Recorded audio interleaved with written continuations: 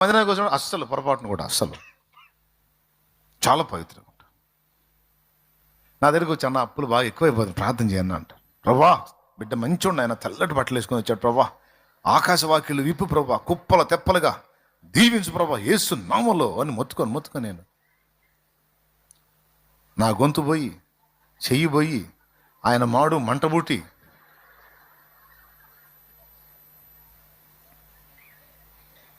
నేను ప్రార్థన చేశాను, ఆయన చేయించుకున్నాడు. మళ్ళీ దరిద్రం డబుల్ అవుతుంది.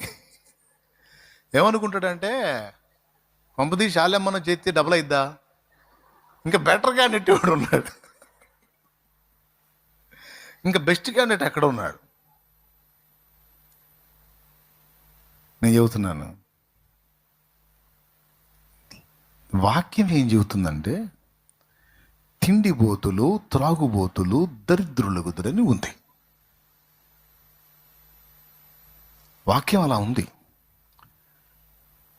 నేనేం చేస్తున్నానంటే అబ్బాయి మందు వేసుకుంటాను నాకు తెలియదుగా, తెల్ల బట్టలు వేసుకుని వస్తున్నాడుగా, ప్రభా బిడ్డను దీవించు నాయనా అంటాను. ఆయన అంటాడు నేను ఎప్పుడో బ్లెస్ చేశాను రా, ఆడప్పుడప్పుడు అది తీసుకుంటున్నాడు, వాక్యం ప్రకారం దాన్ని బట్టి దరిద్రత వచ్చిందని నేను చెప్పాను, అదే వెంటాడుతుంది, అది మానుకోమను ఈ దరిద్రం పోయిద్ది అంటాడు ఆయన. అది మానుకో అని నీకు చెప్పడానికి అసలు నువ్వు తాగుతున్నావు అన్న సంగతి నాకు తెలియదుగా. ఇది కదా కామెడీ. ఏమైనా అర్థమైందా?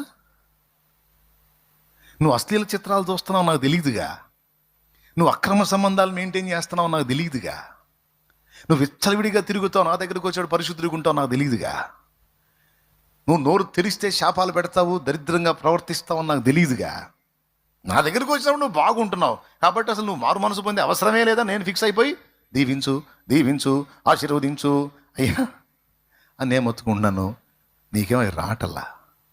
బహుశా ఒకవేళ లోపాలు సరిచేయబడట్లేదేమో, దిద్దుబాటు జరగట్లేదేమో, అన్ని సర్దుబాట్లే జరుగుతున్నాయేమో, కవరింగ్లే జరుగుతున్నాయేమో, డబుల్ యాక్షనే జరుగుతుందేమో. నిజంగా చెప్పండి, ఎంతమందికి అర్థమవుతుంది నేను చెప్పేది?